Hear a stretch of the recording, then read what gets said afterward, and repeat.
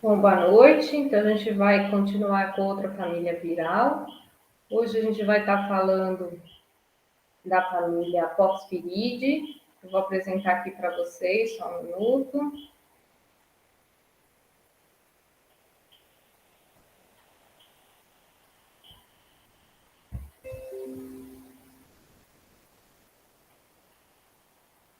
Então, vamos lá, essa família que a gente vai conversar hoje. Gosto de trazer, né, em alguns casos eu estou trazendo para vocês terem ideia de como o ICTV ele vai atualizando a taxonomia viral. Então, mais de 10 anos atrás, né, existiam duas subfamílias, 12 gêneros e 64 espécies. E hoje a gente tem duas subfamílias, 22 gêneros e 83 espécies disponíveis. Como característica geral, então, essa família ela é envelopada, o que nos ajuda para desinfecção no ambiente. Ela não tem um formato específico, então pode ter desde tijolo, ovoide, que é o que a gente chama de pleomórfico, e o comprimento aí que varia bastante também. É um genoma de fita dupla de DNA, e o que para a gente é muito interessante para essa família de Poxviridae é que o hospedeiro natural ele vai ser uma característica para definir qual é a espécie, tá? Então, se está cometendo a cabra ou gado, é uma espécie específica e a gente já dali já consegue dizer qual é a espécie de poxvírus que está cometendo aquele animal. Tropismo, assim como eu comentei com a família Herpes viridae, são as células epiteliais e a taxonomia já contei aqui para vocês antes. Bom, no caso dos humanos, então, a família protótipo que a gente chama dessa família é o vírus da varíola dos humanos, e a gente tem aí outras espécies de poxvírus que podem esporadicamente causar as infecções zoonóticas. Mas essas são as que a gente tem aqui de importância veterinária. Um que é muito importante para a gente que trabalha com animal silvestre ou animais exóticos é o vírus do mixoma, que leva aí a gente ter que eutanasiar diversos animais. A estrutura física e morfologia, como eu falei para vocês, então ela pode ser ovoide ou em formatinho de tijolo.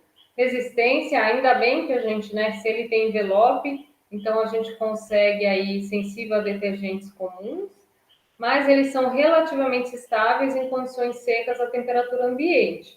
Então, ali no ambiente dele, sem a limpeza, os vírions vão estar viáveis, tá? E eles são, quando eles são liofilizados, ou seja, então é um processo que transforma basicamente em pozinho, ele ainda tem pouca perda de infectividade. Isso é importante principalmente para estudos em laboratório. Bom, a replicação viral, cada vez que eu estudo, né, vírus, eu fico mais apaixonada, assim, das estratégias que eles têm. Então, a replicação viral desse vírus, ele vai acontecer basicamente com o uso, claro, da maquinaria celular, mas ele tem vários estágios, então o virion maduro, virion que ainda não está, que é virion que vai ser eliminado, virion envolto em célula, então a cada uma dessas etapas que eles passam, virion imaturo, então existe o virion ele vai se transformando até ele ser eliminado como o que a gente chama aqui de EV ou CV. São as duas formas de eliminação. E o que mais chama atenção para a gente da família de Poxviridae é que o virion ele conseguiu traçar uma estratégia para que fibras de actina que existem na célula, quando elas observam que tem, né, então reconhecem, na verdade, quando é reconhecido que existe algo que não é dali, né, que é infeccioso, ou seja, que é maléfico para a célula, a estratégia que essas células fazem, então, através de receptores que são envolvidos com o Poxviridae, essas actinas, elas, na verdade, se unem, essas fibras aqui, e é como se elas dessem um peteleco, né? Então, como elas empurrassem do virion para longe da célula. Tá? Então, é um mecanismo de defesa da célula que, na verdade, auxilia o quê? A transmissão, né? Então, o aumento da transmissão dentro do organismo, tá? Dentro do hospedeiro. Então, olha que maravilha, né? Então, a dispersão, ela é de duas maneiras, tanto pelo vírion envelopado, como o vírion envelopado associado à célula. Isso faz o quê? Isso faz com que esse vírion ele fique ainda mais escondido antes de ser reconhecido como algo estranho ou algo infeccioso. Então, essas são as duas estratégias que eles têm.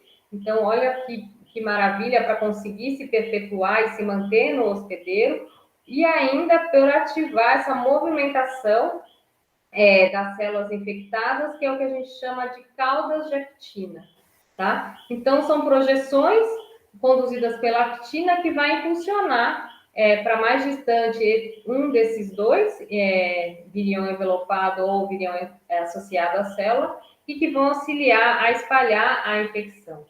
Existem diversas subfamílias, e aí, a depender das subfamílias, as vias de transmissão elas vão ser diferentes.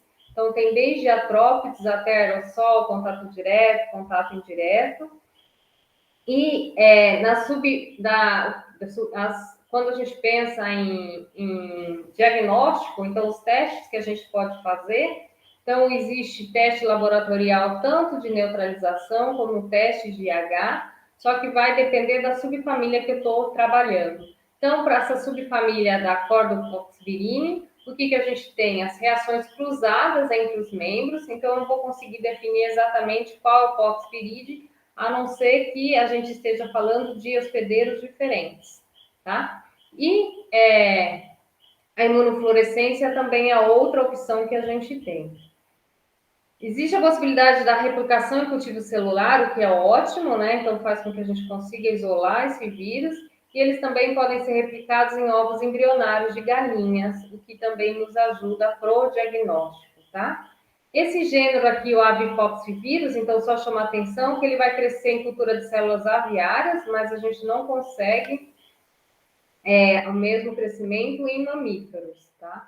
A gente observa que esse gênero aqui ele já foi encontrado em mais de 250 espécies de pássaros, mas a gente pouco sabe sobre o número total de espécies, qual é a distribuição, quais são os hospedeiros e por onde ele está circulando. Então, ainda tem muito por estudar dos poxvírus. Então, essa era uma aula curtinha que eu tinha para dar para vocês, e aí daqui a pouquinho a gente entra com o seminário. Muito obrigada.